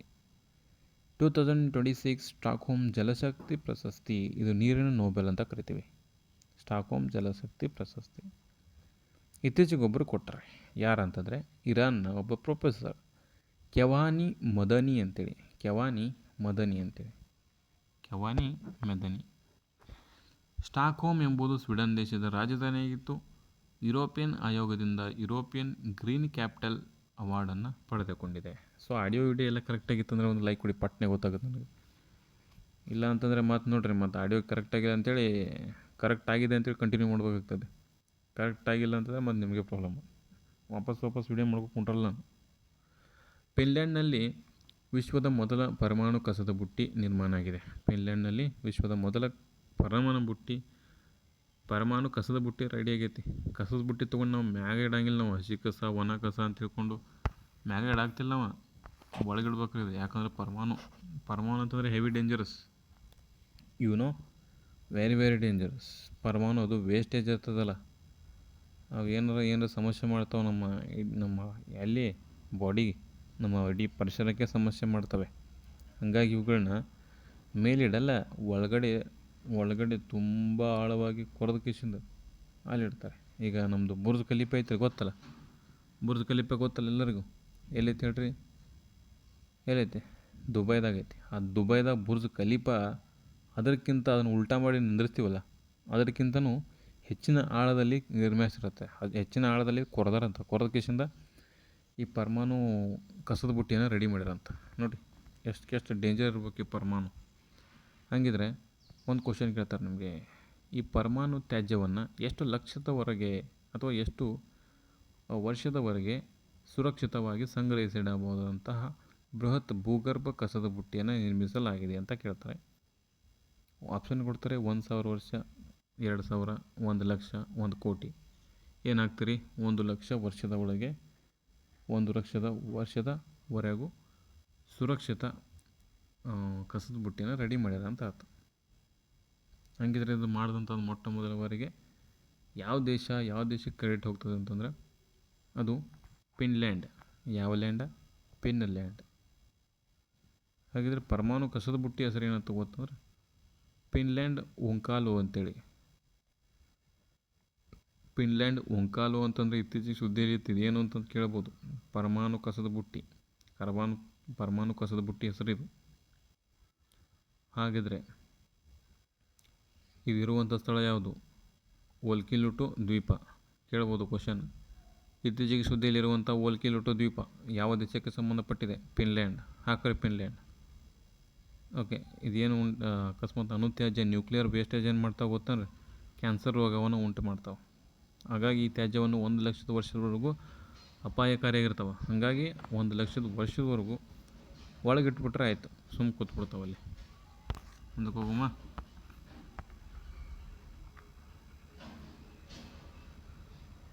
ಓಕೆ. ಇದ್ರ ಬಗ್ಗೆ ಏನು ಓದುವಂಥ ಅವಶ್ಯಕತೆ ಇಲ್ಲ. ಚಳಿಗಾಲದಲ್ಲಿ ಅಷ್ಟು ಮಾಲಿನ್ಯ ಇತ್ತು, ಬೇಸಿಗೆದಾಗ ಎಷ್ಟು ಮಾಲಿನ್ಯ ಇತ್ತು, ಹಚ್ಚಾರ ನಾಟ. ಸುಮ್ಮನೆ ಓದ್ಕೊಂಡು ಕೂತು ನಮ್ಮ ಟೈಮ್ ವೇಸ್ಟ್ ಮಾಡ್ಕೊಳ್ಳೋಕೆ. ವೇಸ್ಟ್ ಇದು. 2070 ವೇಳೆಗೆ ಭಾರತದಲ್ಲಿ ಹಸಿರುಮನೆ ಅನಿಲ ಇಂಗಾಲಗಳ ಹೊರಸೂಸುವಿಕೆ ಪ್ರಮಾಣ ಶೂನ್ಯಕ್ಕೆ ಇಳಿಸಲಾಗಿದೆ ನೋಡಿ. ನೆಟ್ ಝೀರೋ ಭಾರತ ಹೊಂದಿದೆ. ನೆಟ್ ಝೀರೋ ಅಂತಂದ್ರೆ ಫುಲ್ ಝೀರೋನೇ, ಫುಲ್ ಝೀರೋ. 2070 ವೇಳೆಗೆ ಹಸಿರುಮನೆ ಅನಿಲ ಏನು ಇಂಗಾಲದ ಅನಿಲ ಅಂತ ಕರಿತೀವಲ್ಲ ನಾವು, ಇಂಗಾಲ ಅಂದ್ರೆ ಒಂದೇ, ಅನಿಲ ಅಂದ್ರೆ ಒಂದೇ. ಅನಿಲ ಅಂತಂದರೆ ಗಾಳಿ. ಸೊ ಇಂಗಾಲ ಈ ಭಾರತದ ಹಸಿರುಮನೆ ಅನಿಲ ಅಂತ ಕರಿತೀವಲ್ಲ, ಅದನ್ನು ಹೊರಸೂಸುವಿಕೆ ಪ್ರಮಾಣವನ್ನು ಫುಲ್ ಝೀರೋ ಮಾಡ್ಬೇಕಂತೇಳಿ ಮಾಡತ್ತಾರ. ಯಾರು ಅಂದರೆ ಭಾರತದ ಎಷ್ಟನೇ ವರ್ಷ? 2070 ವೇಳೆಗೆ. ಅದು ಗೊತ್ತಿರಲಿ. ಮುಂದಕ್ಕೆ ಹೋಗಮ್ರೆ.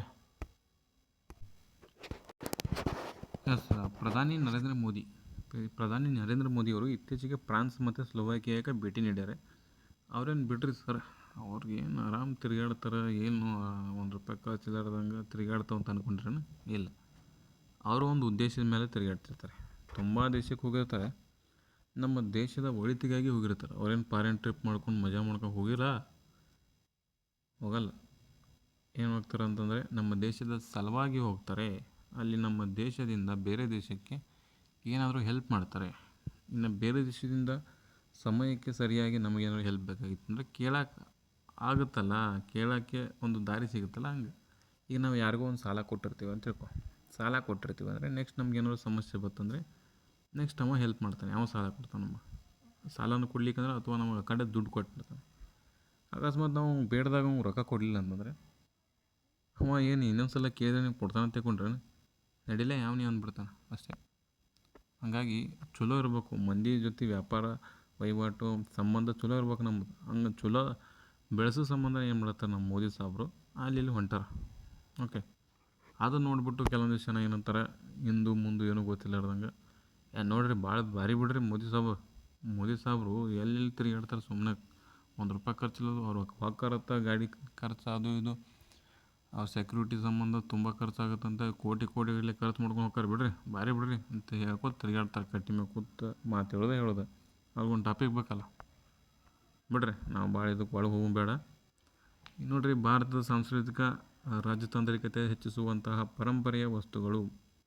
ಈ ಕಲಂಕರಿ ಮಹಾಭಾರತದ ಚಿತ್ರಕಲೆ ಯಾವುದಕ್ಕೆ ಸಂಬಂಧಪಟ್ಟಿದಂತ ಅಷ್ಟೇ ಕೇಳ್ತಾರೆ. ನೀವು ಎಕ್ಸಾಮ್ ಪಾಯಿಂಟಿಂದ ನೋಟ್ರಿ ಸಾಕ್ರಿ, ನಮಗೇನು ಮಂದಿ ಉತ್ಸಾಹ ಬರ್ತವೆ, ನಾನು ಏನು ಮಾಡೋ. ಕಲಂಕರಿ ಮಹಾಭಾರತದ ಚಿತ್ರಕಲೆ ಆಂಧ್ರ ಪ್ರದೇಶಕ್ಕೆ ಸಂಬಂಧಪಡ್ತಾವೆ. ಇನ್ನು ಪೋಚಂಪಲ್ಲಿ ರೇಷ್ಮೆ ಸ್ಟೋಲ್ ಈ ತೆಲಂಗಾಣಕ್ಕೆ ಸಂಬಂಧಪಡ್ತವೆ. ತೆಲಂಗಾಣದ ಕೈಯಿಂದ ನೇದಂತಹ ಜವಳಿಯಾಗಿರ್ತವೆ ಇವು. ಯಾವುದಂದರೆ ಪೋಚಂಪಲ್ಲಿ ರೇಷ್ಮೆ ಸ್ಟೋಲ್. ಅರ್ಥ ಮಾಡ್ಕೊಳ್ಳಿ. ಇವೆಲ್ಲ ಎಲ್ಲಿ ಕೊಟ್ಬಿಡ್ತಾರೆ ಅಂದರೆ ನಮ್ಮ ಮೋದಿ ಸಾಹೇಬರು ಬೇರೆ ದೇಶಕ್ಕೆ ಕಾಣಿಕೆ ಕೊಡ್ತಾರೆ. ಕೊಡ್ಬೇಕ್ರಿ, ಕಾಣಿಕೆ ಕೊಟ್ರೆ ಸಂಬಂಧ ಗಟ್ಟಿಯಾಗಿ ಉಳಿಯೋಕ್ಕೆ ಸಾಧ್ಯ. ಏನಾದ್ರು ಗಿಫ್ಟ್ ಕೊಟ್ಟು ನೋಡಿರಿ, ಸಂಬಂಧ ಉಳಿಲಿಕ್ಕೆ ಕೇಳಿ ನೀವು ಟ್ರೈ ಮಾಡಿರಿ. ಬೇರೆ ದೇಶಕ್ಕಲ್ಲ, ಐ ಥಿಂಕ್ ಅಪ್ಲೈ ಆಗಿರ್ತದೆ ಅಂತ ಅಂದ್ಕೊತೀನಿ. ಇನ್ನು ಪ್ರಧಾನಮಂತ್ರಿಯವರು ಚರಕ ಸಂಹಿತ, ಸುಶ್ರುತ ಸಂಹಿತೆ ಮತ್ತು ತೇಕೋವಾ ಪ್ರತಿಗಳನ್ನು ಉಡುಗೊರೆಯಾಗಿ ನೀಡಿದ್ದಾರೆ.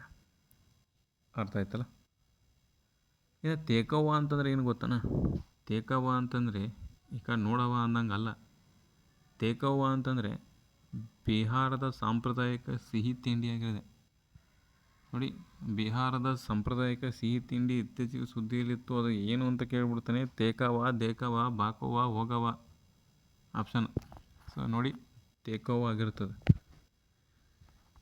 ಇನ್ನು ಇವ್ರಿಗೊಂದಂತೂ ಕೆಲಸ ಇರಲ್ಲ. ಯಾವುದಂತಂದರೆ ಪ್ರತಿಷ್ಠಿತ ಅಂತಾರಾಷ್ಟ್ರೀಯ ಬೂಕರ್ ಪ್ರಶಸ್ತಿಯನ್ನು ಬುಕ್ಮನ್ ಅಂತಾರಾಷ್ಟ್ರೀಯ ಬೂಕರ್ ಅಂತ ಮಾಡುತ್ತಾರೆ. ಮರುನಾಮಕರಣ ಮಾಡೋದೇ.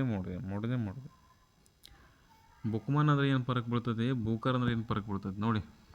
ಏನು ಮಂದಿ ಏನು ಸುದ್ದಿ, ನಮ್ಮ ಸುಮ್ಮನೆ ಓದಕಸ್ತಾರೆ ಅಂತ ಅರ್ಥ. ಬುಕ್ಮನ್ ಅಂತಾರಾಷ್ಟ್ರೀಯ ಪ್ರಶಸ್ತಿ ಮಾಡತ್ತಾರೆ, ಮರುನಾಮಕರಣ ಮಾಡತ್ತಾರೆ. ಈ ಪ್ರಶಸ್ತಿ ಮೊತ್ತ ಎಷ್ಟಿರ್ಬೋದು ಹೇಳಿ? 50,000 ಪೌಂಡ್ ಇಂದ 1,00,000 ಪೌಂಡ್. ಸುಮ್ಮನೆ ಅಲ್ರಿ, 1.28 crore ಹೆಚ್ಚಿಗೆ ಮಾಡ್ಯಾರ ಅಂತ ಅರ್ಥ. ಮೊದಲು 50,000 ರೂಪಾಯಿ ಇತ್ತು, 50,000ದಿಂದ 1,00,000 ಪೌಂಡ್ ಮಾಡ್ಯಾರ. ಅಂದರೆ 1.28 ಕೋಟಿ ಇದಕ್ಕೆ ಹೆಚ್ಚಿಗೆ ಮಾಡ್ಯಾರ. ಓಕೆ, ಮುಂದಕ್ಕೆ ಹೋಗೋಮಂತ. ಈಗ 2027 ಪ್ರಶಸ್ತಿಯ ತೀರ್ಪುಗಾರರ ಸಮಿತಿ ಪ್ರಕಟ ಮಾಡ್ಯಾರ. ಖ್ಯಾತ ಲೇಖಕಿ KT ಟಿಟಾಮುರಾ ಈ ಸಮಿತಿಯ ಅಧ್ಯಕ್ಷತೆ ವಹಿಸ್ತಾರೆ. ಅವರೊಂದಿಗೆ ಅನುವಾದಕ ರಾಗಿರ್ತಾರೆ ಯಾರು ಅಂತಂದ್ರೆ ಪ್ಯಾಟ್ರಿಕ್ ಮೇಕ್ ಗಿನ್ನೇಸ್. 5,000 ವರ್ಷ ಹಳೆಯದಾದಂಥ ಅಸ್ಥಿಪಂಜರ ಪತ್ತೆಯಾಗಿರುತ್ತೆ ನೋಡಿ. ನಾವೇನು ಸಿಂಧೂ ನಾಗರಿಕತೆ ಆ ಟೈಮ್ದಾಗೆಲ್ಲ ಏನು ರಾಕಿಗರಿ ನೋಡ್ತಿದ್ದೀವಲ್ಲ, ಆ ರಾಕಿಗರಿಯಲ್ಲಿ ಸಿಕ್ಕೈತೆ ನೋಡ್ರಪ್ಪ. 5,000 ವರ್ಷ ಹಳೆಯದಾದಂತಹ ಅಸ್ಥಿಪಂಜರ ಪತ್ತೆಯಾಗಿದೆ. ಎಲ್ಲಿ ಅಂದರೆ ಹರಿಯಾಣದ ರಾಕಿಗರಿಯಲ್ಲಿ ಪತ್ತೆಯಾಗಿದೆ ಅಂತ ನೋಡಿ. ಹಾಗಾದರೆ ಒಂದು ಗೊತ್ತಿರಲಿ ನಿಮಗೆ, ರಾಕಿಗರಿಯಲ್ಲಿ ಏನೋ ಸುದ್ದಿ ಬತ್ತಪ್ಪ ಅಂದರೆ ಕ್ವಶನ್ ಒಗಿತಾನೆ ಸಿಂಧೂ ನಾಗರಿಕತೆ ಬಗ್ಗೆ, ಅದನ್ನು ಓದ್ಕೊಳ್ರಿ. ಇನ್ನು ಗಗ್ಗರ್ ಹಕ್ರಾ ನದಿಯ ಬಯಲಿನಲ್ಲಿ ಬರ್ತದೆ. ಯಾವ ನದಿ ಅಂತ ಗೊತ್ತಿರಲಿ ನಿಮಗೆ, ಗಗ್ಗರ್ ನದಿ, ಅದರ ದಂಡಿ ಮ್ಯಾಗ ಐತೆ ಅಂತ ಅರ್ಥ. ಹಾಗಿದ್ರೆ ಅತಿ ದೊಡ್ಡ ಹರಪ್ಪ ತಾಣ ಯಾವುದಂತಂದ್ರೆ ರಾಕಿಗರಿ. ಹರಪ್ಪ ಅತಿ ದೊಡ್ಡ ಹರಪ್ಪ ತಾಣ ಯಾವುದಂದರೆ ಅದು ರಾಕಿಗರಿ ಆಗಿರ್ತದೆ, ಹರಿಯಾಣದ ರಾಕಿಗರಿ. ಮುಂದಕ್ಕೆ ಹೋಗಮ್ರಿ, ಹೋಗೇ ಬಿಡೋಣ. ನೋಡಿ, ವೇಕಿಂಗ್ ಇಂಡಿಯಾ ಸೀಸನ್ 2 ಅಂತೇಳಿ ದೂರದರ್ಶನ ಸಾಕ್ಷ್ಯಚಿತ್ರ ತೆಗೆದಾರಂತ. ನೋಡಿ ಏನು ತೆಗಿತಾರೆ, ಇನ್ನೊಂದು ಸುದ್ದಿ ಏನು ಮಾಡುತ್ತೋ ನಾವು. ಈಗ ಜಾರ್ಖಂಡ್ನ ಉತ್ಪನ್ನಗಳಿಗೆ GI ಟ್ಯಾಗನ್ನು ಪಡೆದಾರೆ. GI ಟ್ಯಾಗನ್ನು ಕೊಟ್ಟಾರೆ. ಯಾರು ಕೊಟ್ಟಾರ ಅಂತಂದರೆ ಅದೇ ಕೊಟ್ಟಿರ್ತಾರೆ GI ಟ್ಯಾಗ, ಜಿಯೋಗ್ರಫಿಕಲ್ ಇಂಡಿಕೇಶನ್ ಅಂದಂಗೆ. ಜಾರ್ಖಂಡ್ನ ಬಗಯ ರೇಷ್ಮೆ, ಕೇಳ್ಬೋದು ಈ ಕ್ವಶನ್. ಇತ್ತೀಚೆಗೆ ಜಾರ್ಖಂಡ್ನ ಬಗೆಯ ಅಂತ ಬಂತು, ಇದು ಏನು? ರೇಷ್ಮೆ. ಕುಚಯ್ಯ ಅಂತ ಬಂತು, ಏನು? ರೇಷ್ಮೆ. ಇವೆಲ್ಲ ಏನು? GI ಟ್ಯಾಗ್ ಪಡ್ಕೊಂಡಾಗ ಇತ್ತೀಚೆಗೆ. ಜಾರ್ಖಂಡ್ನ ಬಗೆಯ ರೇಷ್ಮೆ, ಕುಚೆ ರೇಷ್ಮೆ, ಮುಂಡಾ ಆಭರಣಗಳು, ಬಿದಿರಿನ ಕರಕುಶಲಗಳು ಇವೆಲ್ಲ GI ಟ್ಯಾಗ್ ಪಡೆದವ್ರಿ. ಯಾವ ರಾಜ್ಯ? ಜಾರ್ಖಂಡ್. ಅರ್ಥ ಆಯ್ತಲ್ಲ. ಮುಂದಕ್ಕೆ ಹೋಗಮಂತ ನೋಡಿ. ಸೌದಿ ಅರೇಬಿಯಾಕ್ಕೆ ಭಾರತದ ರಾಯಭಾರಿಯಾಗಿ ವಿಪುಲ್ ನೇಮಕ ಆಗಿದ್ದಾರೆ. ನೋಡಿ, ಶ್ರೀ ವಿಪುಲ್ ಅನ್ನುವಂಥವ್ರು ಸೌದಿ ಅರೇಬಿಯಾಕ್ಕೆ ಭಾರತದ ರಾಯಭಾರಿಯಾಗಿ ಆಯ್ಕೆಯಾಗಿದ್ದಾರೆ. ಗೊತ್ತಿರಬೇಕು ನಿಮಗೆ, ರಾಯಭಾರಿ ಮತ್ತು ಹೈ ಕಮಿಷನರ್ಗಳು ಗೊತ್ತಿರಬೇಕು. ಅಂಬಾಸಿಡರ್ಸ್ ಅಂತ ಕರಿತೀವಿ ಮತ್ತು ಹೈ ಕಮಿಷನರ್ಸ್ ಅಂತ ಕರಿತೀವಿ. ಅವುಗಳ ಡಿಫ್ರೆನ್ಸ್ ಗೊತ್ತಿರಬೇಕು ನಿಮಗೆ. ಇಲ್ಲಿ ಡಿಫ್ರೆನ್ಸನ್ನು ನೀಟಾಗಿ ಕೊಟ್ಟಿದ್ದಾರೆ. ಇತ್ತೀಚೆಗೆ ಸೌದಿ ಅರೇಬಿಯಾಕ್ಕೆ ಭಾರತದ ರಾಯಭಾರಿ ಯಾರು ನೇಮಕ ಅಂತ ಕೊಡ್ಬೋದು? ಶ್ರೀ ವಿಪುಲ್ ನೇಮಕ. ಶ್ರೀ ವಿಪುಲ್. ಹಾಗಿದ್ರೆ ರಾಯಭಾರಿ ಅಂತಂದರೆ ಏನು? ಕಾಮನ್ವೆಲ್ತ್ ಅಲ್ಲದ ದೇಶಗಳಿಗೆ ಕಳಿಸಲಾಗುತ್ತದೆ. ನಾವು ಕಾಮನ್ವೆಲ್ತ್ ಇರಂಗಿಲ್ಲ ನೋಡು ದೇಶ, ಅದಕ್ಕೆ ಕಳಿಸ್ತಾರೆ, ಅದಕ್ಕೆ ರಾಯಭಾರಿಗಳನ್ನ ಕಳಿಸ್ತಾರೆ. ಅದೇ ಕಾಮನ್ವೆಲ್ತ್ ಇದ್ದಿದ್ದ ದೇಶಗಳಿಗೆ ಎಲ್ಲಿ ಕಳಿಸ್ತಾರೆ? ಕಾಮನ್ವೆಲ್ತ್ ದೇಶಗಳಲ್ಲಿ, ರಾಷ್ಟ್ರಗಳಲ್ಲಿ ಸೇವೆ ಸಲ್ಲಿಸೋಕೆ ಹೈ ಕಮಿಷನರ್ಗಳು ಕಳಿಸ್ತಾರೆ. ಇನ್ನು ರಾಯಭಾರಿಗಳನ್ನು ಅಮೇರಿಕಾ, ಚೀನಾ, ರಷ್ಯಾ, ಜಪಾನ ಮತ್ತು ಹಲವು ಇತರ ರಾಷ್ಟ್ರಗಳಿಗೆ ನೇಮಿಸ್ತಾರೆ. ಅಮೇರಿಕಾ, ಚೀನಾ, ರಷ್ಯಾ, ಜಪಾನ್ ಅಂತೇಳಿ. ಇನ್ನು ಹೈ ಕಮಿಷನರ್ಗಳನ್ನು ಭಾರತವು ಯುನೈಟೆಡ್ ಕಿಂಗ್ಡಮ್, ಆಸ್ಟ್ರೇಲಿಯಾ, ಕೆನಡಾ, ದಕ್ಷಿಣ ಆಫ್ರಿಕಾ ದೇಶಗಳಿಗೆ ಕಳಿಸ್ಕೊಡ್ತಾರೆ. ಹಾಗಿದ್ರೆ ಯಾಕೆ ಬಂತು ಇದು ಡಿಫ್ರೆನ್ಸ್ ಅಂತಂದರೆ ಇಲ್ಲಿದೆ ನೋಡಿ. ಇತ್ತೀಚೆಗೆ ಸೌದಿ ಅರೇಬಿಯಾಕ್ಕೆ ಭಾರತದ ರಾಯಭಾರಿಯಾಗಿ ಯಾರು ನೇಮಕ ಅಂದ್ರೆ ಶ್ರೀ ವಿಪುಲ್ ನೇಮಕ. ಹಾಗೆ ಬಾಂಗ್ಲಾದೇಶದಲ್ಲಿ ಭಾರತದ ನೂತನ ಹೈ ಕಮಿಷನರ್ ಆಗಿ ಯಾರು ನೇಮಕ ಅಂದರೆ ದಿನೇಶ್ ತ್ರಿವೇದಿ. ಬಾಂಗ್ಲಾದೇಶದ ನೂತನ ಹೈ ಕಮಿಷನರ್ ಯಾರು? ದಿನೇಶ್ ತ್ರಿವೇದಿ. ಇನ್ನು ಮುಂದಕ್ಕೆ ಹೋಗೋಮು. ಏನಂತಂದರೆ LPSC ಅಂತ ಬರುತ್ತೆ. LPSC ಅಂತಂದರೆ liquid propulsion system centre. Liquid propulsion system centre ಇದ್ರದ್ದು ಒಬ್ಬರು ನೇಮಕ ಆಗಿದ್ದಾರೆ ನಿರ್ದೇಶಕರಾಗಿ, ಜಯನ್ ನೇಮಕ ಅಂತೇಳಿ. ಜಯನ್ ಅವರು ನೇಮಕ ಆಗಿದ್ದಾರೆ. ಇದ್ರ ಇಸ್ರೋದ liquid propulsion system centre full form ಕೇಳಿದರೆ LPSC. ಪ್ರಧಾನ ಕಚೇರಿ ಕೇರಳದ ತಿರುವನಂತಪುರಂ. ಗೊತ್ತಿರಲಿ. ಇಲ್ಲೊಬ್ಬರು ನೇಮಕ ಆಗ್ಯಾರ ನೋಡಿ, ನೆನ್ಪಿಟ್ಟುಗಳು. ಎಲ್ಲ ನೇಮಕನೇ. ಭಾರತೀಯ ಭೂಸೇನೆಯ 31ನೇ ಮುಖ್ಯಸ್ಥರಾಗಿ ಜನರಲ್ ಧೀರಜ್ ಸೇಠ್ ನೇಮಕ. ಭಾರತದ ಭೂಸೇನೆಯ 31ನೇದು ಮುಖ್ಯಸ್ಥರಾಗಿ ಯಾರು ಅಂತಂದರೆ ಜನರಲ್ ಧೀರಜ್ ಸೇಠ್. ಇತ್ತೀಚೆಗೆ ಧೀರಜ್ ಸೇಠ್ ಅವರು ನೇಮಕ ಆಗಿದ್ದಾರೆ. ಯಾವುದಕ್ಕೆ ಅಂದರೆ ಭಾರತೀಯ ಭೂಸೇನೆ ಎಷ್ಟನೇದು ಅಂದರೆ 31ನೇದು. ಇವೆಲ್ಲ ಓದೋ ಅವಶ್ಯಕತೆ ಇಲ್ಲ, ಬನ್ನಿ ಕೆಳಗಡೆ. HDFC ಬ್ಯಾಂಕಿನ ಅರೆಕಾಲಿಕ ಅಧ್ಯಕ್ಷರಾಗಿ ಮಾಜಿ ಮುಖ್ಯ ಚುನಾವಣಾ ಆಯುಕ್ತರು ನೇಮಕ. ಆ ಮಾಜಿ ಚುನಾವಣಾ ಆಯುಕ್ತರು ಯಾರಂದರೆ ರಾಜೀವ್ ಕುಮಾರ್. ಇತ್ತೀಚೆಗೆ ಕೇಳ್ತಾರೆ, HDFC ಬ್ಯಾಂಕಿನ ಅರೆಕಾಲಿಕ ಅಧ್ಯಕ್ಷರಾಗಿ ಮಾಜಿ ಮುಖ್ಯ ಚುನಾವಣಾ ಆಯುಕ್ತರಾದಂತಹ ರಾಜೀವ್ ಕುಮಾರ್ ಅವರು ನೇಮಕ ಆಗಿದ್ದಾರೆ. ಹಾಗಿದ್ರೆ ಎಷ್ಟು ವರ್ಷದ ಅವಧಿಗೆ ಅಂತಂದರೆ 3 ವರ್ಷದ ಅವಧಿಗೆ. ಮೊದಲು ಏನು ಕೆಲಸ ಮಾಡ್ತಿದ್ರು ಅಂತಂದರೆ ಚುನಾವಣಾ ಆಯುಕ್ತರಿದ್ದರು. ಚುನಾವಣಾ ಆಯೋಗದ ಎಷ್ಟನೇ ಮುಖ್ಯಸ್ಥರು ಅಂತ ಕೇಳಬಹುದು? 25ನೇ ಮುಖ್ಯ ಆಯುಕ್ತರು. ಹಾಗಿದ್ರೆ HDFC ಫುಲ್ ಫಾರ್ಮ್ ಕೇಳ್ತಾರೆ ನಿಮಗೆ, ನೆನ್ಪಿಟ್ಟುಕೊಳ್ಳಿ. HDFC ಅಂದರೆ ಹೌಸಿಂಗ್ ಡೆವಲಪ್ಮೆಂಟ್ ಫೈನಾನ್ಸ್ ಕಾರ್ಪೊರೇಷನ್. ಹಾಗಿದ್ರೆ HDFC ಸ್ಥಾಪನೆಯಾಗಿದ್ದು ಯಾವಾಗ ಅಂತೇಳಿ ಬರ್ರಿ, ಕೆಳಗಡೆ ಕಮೆಂಟ್ನಾಗೆ ಹೇಳಿರಿ. ಸುಪ್ರೀಂ ಕೋರ್ಟ್ನ ಕಾನೂನು ಸೇವೆಗಳ ಸಮಿತಿಗೆ BV ನಾಗರತ್ನಂ ಅವರು ಆಯ್ಕೆಯಾಗಿದ್ದಾರೆ. BV ನಾಗರತ್ನಂ ಅವರು ಅಧ್ಯಕ್ಷತೆ ವಹಿಸಿದ್ದಾರೆ ಸುಪ್ರೀಂ ಕೋರ್ಟ್ನ ಕಾನೂನು ಸೇವೆಗಳ ಸಮಿತಿಗೆ.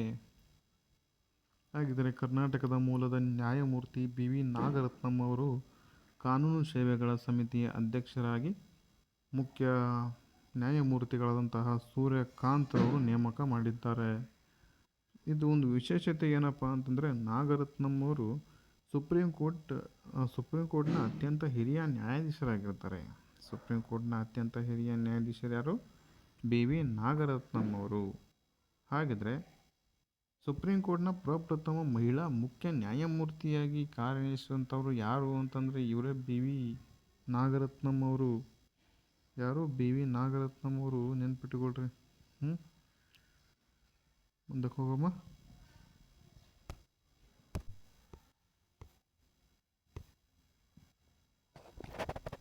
ಎಸ್, ಅಮೇರಿಕಾದ ಸ್ವಾತಂತ್ರ್ಯೋತ್ಸವ ಆಯ್ತಲ್ಲ ಮೊನ್ನೆ, ಗೊತ್ತಲ್ಲ ನಿಮಗೆಲ್ಲ, ಹೋಗಿ ಬಂದಿರಲ್ಲ? ಹಾಂ, ಎಲ್ಲರೂ ಹೋಗಿ ಬಂದಿರಂತ ಅನ್ಕೋತೀನಿ. ಅಮೇರಿಕಾದ ಸ್ವಾತಂತ್ರ್ಯೋತ್ಸವ ಆಯಿತು. ಅದರಲ್ಲಿ ನಮ್ಮ ಒಂದು INS ಸುದರ್ಶನಗಿರಿ ಅಂತೇಳಿ, INS ಅಂದ್ರೆ ಇಂಡಿಯನ್ ನಾವಲ್ ಶಿಪ್ ಅಂತ ಕರಿತೀವಿ.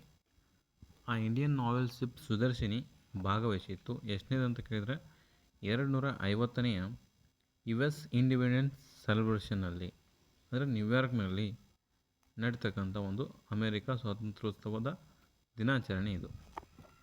ಹಂಗಿದ್ರೆ 1776ರಲ್ಲಿ ನಮ್ದು ಏನಾಗಿತ್ತು ಅಂತಂದರೆ, ನಮ್ಮದೆಲ್ಲ ಅಮೇರಿಕಾದು ಸ್ವಾತಂತ್ರ್ಯ ಆಯಿತು.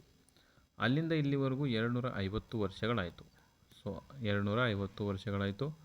ಆ 250 ವರ್ಷಗಳ ಸವಿನೆನಪಿಗಾಗಿ ಸ್ವಾತಂತ್ರ್ಯೋತ್ಸವವನ್ನು ಆಚರಣೆ ಮಾಡ್ತಿದ್ದಾವೆ ಅಮೇರಿಕಾದವರು.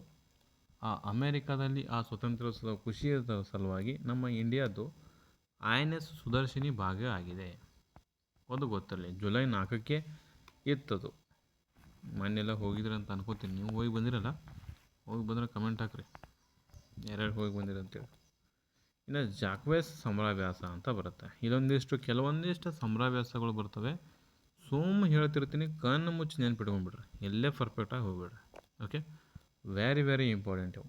ಇವುಗಳನ್ನ ನೀವು ಏನಾದ್ರು ನೆನ್ಪಿಟ್ಕೊಂಡ್ಬಿಟ್ರೆ ಅಂದರೆ 1 ಮಾರ್ಕ್ಸ್ ಫಿಕ್ಸ್. ನೋಡಿ, ಕ್ವಾನ್ಕೆಸ್ಟ್ ಸಮರಾಭ್ಯಾಸ ಅಂತ ಬರುತ್ತೆ. ಕ್ವಾನ್ಕೆಸ್ಟ್ ಸಮರಾಭ್ಯಾಸ. ಕ್ವಾನ್ಕೆಸ್ಟ್ ಅಂತಂದರೆ ಅದು ಆ್ಯಕ್ಚುಲಿ ಕಾನ್ಕ್ವೆಸ್ಟ್ ಅಂತ. ನೋಡಿ, ಇಂಗ್ಲೀಷ್ದಾಗ ಚಂದ ಕೊಡ್ತಾನೆ. ಕಾನ್ಕ್ವೆಸ್ಟ್ ಸಮರಾಭ್ಯಾಸ ಮಿಲಿಟರಿ ಎಕ್ಸಸೈಸ್ ಆಗಿರ್ತದೆ. ಇದು ಉಲಾನ್ ಬತಾರ್ನಲ್ಲಿ ಆಗಿದೆ. ಹಾಗಿದ್ರೆ ಉಲಾನ್ ಬತಾರ್ ಎಲ್ಲಿ ಬರ್ತದೆ? ಮಂಗೋಲಿಯಾ. ಕ್ವಾನ್ಕೆಸ್ಟ್ ಅಥವಾ ಕಾನ್ಕೆಸ್ಟ್ ಸಮರಾಭ್ಯಾಸ ಎಲ್ಲಿ ಇವತ್ತು? ಮಂಗೋಲಿಯಾದಾಗ ನಡೀತು. ಯಾವಾಗ ನಡೀತು? ನಡೆದಿದ್ದೇನೆ ಬ್ಯಾಡ್ ಬಿಡು. ಎಲ್ಲಿ ನಡೆದೈತೆ ಅಂದರೆ ಮಂಗೋಲಿಯಾದ ಉಲಾನ್ ಬತಾರ್, 5 ಬೆಟ್ಟಗಳ ತರಬೇತಿ ಪ್ರದೇಶ. ಇದೊಂದೇ ಇಂಪಾರ್ಟೆಂಟ ನಮ್ಗೆ ಅಲ್ಲ. ಬರ್ರಿ ಕೆಳಗೆ ಬರ್ರಿ. ಪಿಚ್ ಬ್ಲ್ಯಾಕ್ ಅಂತ ಬರುತ್ತೆ. ಈ ಪಿಚ್ ಬ್ಲ್ಯಾಕ್ ಸಮರಾಭ್ಯಾಸ ಎಲ್ಲಿ ನಡೀತು? ಆಸ್ಟ್ರೇಲಿಯಾ. ಪಿಚ್ ಬ್ಲ್ಯಾಕ್ ಬತ್ತಂದರೆ ಆಸ್ಟ್ರೇಲಿಯಾದ ಉತ್ತರ ಭಾಗದಲ್ಲಿ. ಹಾಗಿದ್ರೆ ಎಷ್ಟು ದೇಶಗಳು ಭಾಗವಹಿಸಿದ್ದಪ್ಪ ಅಂದರೆ 19 ದೇಶಗಳು ಭಾಗವಹಿಸಿದ್ದು. ಎಷ್ಟರಿಂದ ಇದನ್ನ ಭಾಗವಹಿಸ್ಕೊತಾ ಬರತೈತಿ ಭಾರತ ಅಂತಂದರೆ 2018. ಪಿಚ್ ಬ್ಲ್ಯಾಕ್ ವ್ಯಾಯಾಮ ಅಂತಂದರೆ ಆಸ್ಟ್ರೇಲಿಯಾ. ಕಾನ್ಕ್ವೆಸ್ಟ್ ಅಂತಂದರೆ ಉಲಾನ್ ಬತಾರ್. 2 ಸದ್ಯಕ್ಕೆ ನೆನ್ಪಿಟ್ಕೊಳ್ರಿ. ಇನ್ನು ವೆರಿ ವೆರಿ ಇಂಪಾರ್ಟೆಂಟ್ಗಳು ಇನ್ನೊಂದು ತೊಡೆಗಳು ಬರ್ತವೆ. ಆ ತೊಡೆ ನೆನ್ಪಿಟ್ಕೊಂಡ್ಬಿಡ್ರಿ. ಎಷ್ಟು ನೆನ್ಪಿಟ್ಕೊಂಡ್ಬಿಡ್ರಪ್ಪ, ಇನ್ನೂ ಭಾಳ ಬರ್ತವೆ. ಸದ್ಯಕ್ಕೆ ಇಷ್ಟು ನೆನ್ಪಿಟ್ಕೊಳ್ರಿ. ಸದ್ಯಕ್ಕೆ ಇವು ಇಂಪಾರ್ಟೆಂಟ. ಸೂರ್ಯಕಿರಣ ಅಂತ ಬರುತ್ತೆ. Surya Kiran Nepal. Nomadic elephant Mongolia. Hand in hand China. Garuda Shakti Indonesia. ಬರೀ ಹಂಗೆ ಸಾದಾ ಶಕ್ತಿ ಅಂತಂದರೆ ಬರೀ ಶಕ್ತಿ ಕೊಟ್ಟರು ಅಂದ್ರೆ ಫ್ರಾನ್ಸ್. ಗರುಡ ಶಕ್ತಿ ಬತ್ತಂದರೆ ಇಂಡೋನೇಷ್ಯಾ. ಮಿತ್ರ ಶಕ್ತಿ ಬತ್ತಂದರೆ ಶ್ರೀಲಂಕಾ. ಎಕುವೇರಿಯನ್ ಅಂದರೆ ಮಾಲ್ಡೀವ್ಸ್. ಬೋಲ್ಡ್ ಕುರುಕ್ಷೇತ್ರ ಅಂದರೆ ಸಿಂಗಾಪುರ. ಸ್ಲೀನೆಕ್ಸ್ ಅಂದರೆ ಸಿಂಗಾಪುರ ಅಲ್ಲ. ಸ್ಲೀನೆಕ್ಸ್ ಅಂತಂದರೆ ಏನು ಬರ್ತದೆ? ಸ್ಲೀನೆಕ್ಸ್ ಅಂದರೆ ಶ್ರೀಲಂಕಾ ಬರುತ್ತೆ. ಸ್ಲೀನೆಕ್ಸ್ ಅಂದರೆ ಶ್ರೀಲಂಕಾ ಬರುತ್ತೆ. ಸಿಂಬೆಕ್ಸ್ ಅಂದರೆ ಸಿಂಗಾಪುರ ಬರ್ತದೆ ಅಲ್ಲ. ಸಿಂಬೆಕ್ಸ್ ಅಂದರೆ ಸಿಂಗಾಪುರ.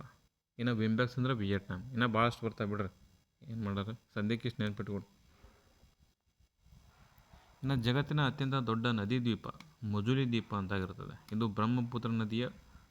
ಬ್ರಹ್ಮಪುತ್ರ ನದಿಯಿಂದ ಉಂಟಾಗುವಂಥ ಒಂದು ಅಸ್ಸಾಂನಲ್ಲಿರುವಂಥ ದ್ವೀಪವಾಗಿರ್ತದೆ. ಇದು ಭಾರತದ ಮೊದಲ ದ್ವೀಪ ಜಿಲ್ಲೆ ಅಂತೇಳಿ ಎಷ್ಟರಾಗ ಮಾಡ್ಯಾರ ಅಂದರೆ ನೆನ್ಪಿಟ್ಕೊಡ್ರಿ, 2016 ಮಾಡ್ಯಾರ. 2016 ನೆನ್ಪಿಟ್ಕೊಡ್ರಿ. ಸಮಾವೇಶಗಳೆಲ್ಲ ಇಂಪಾರ್ಟೆಂಟಾಗಿ ಹೇಳಿದ್ದೆ ಅಷ್ಟೊತ್ತಿಗೆ ಅವೆಲ್ಲ ನೆನ್ಪಿಟ್ಕೊಡ್ರಿ. ಜಂಟಿ ಕೇಳ್ತಾ ಅದ್ರ ಮ್ಯಾಗ ಒಂದು ಕ್ವಶನ್. ಇನ್ನು ಪ್ರಾಜೆಕ್ಟ್ ಕುಶ ಅಂತ ಬರುತ್ತೆ. ಪ್ರಾಜೆಕ್ಟ್ ಕುಶ. ಪ್ರಾಜೆಕ್ಟ್ ಕುಶ ಅನ್ನುವಂಥದ್ದು ವಾಯು ರಕ್ಷಣಾ ಕಾರ್ಯಕ್ರಮ ಆಗಿರ್ತದೆ. ಭಾರತದ ಭದ್ರತಾ ವಾಸ್ತುಶಿಲ್ಪಕ್ಕೆ ಗೇಮ್ ಚೇಂಜರ್ ಅಂತೇಳಿ ಕರೀತಾರೆ ನಮ್ಮ ರಕ್ಷಣಾ ಸಚಿವರು. ಹಾಗಿದ್ರೆ DRDOದವರು ಏನು ಮಾಡ್ತಾರೆ? ಇದನ್ನ ರೆಡಿ ಮಾಡ್ತಾರೆ. DRDOದವರು ಹೈದರಾಬಾದ್ನಲ್ಲಿ ರೆಡಿ ಮಾಡ್ತಾರೆ ಪ್ರಾಜೆಕ್ಟ್ ಕುಶ ಅಂತೇಳಿ. ಇದು ವಾಯು ರಕ್ಷಣಾ ಕಾರ್ಯಕ್ರಮದ ಒಂದು ಭಾರತದ ಭಾಗವಾಗಿರ್ತದೆ. ಭಾರತದ ಭದ್ರತಾ ವಾಸ್ತುಶಿಲ್ಪಕ್ಕೆ ಒಂದು ಗೇಮ್ ಚೇಂಜರ್ ಅಂತಲೇ ಹೇಳ್ಬೋದು.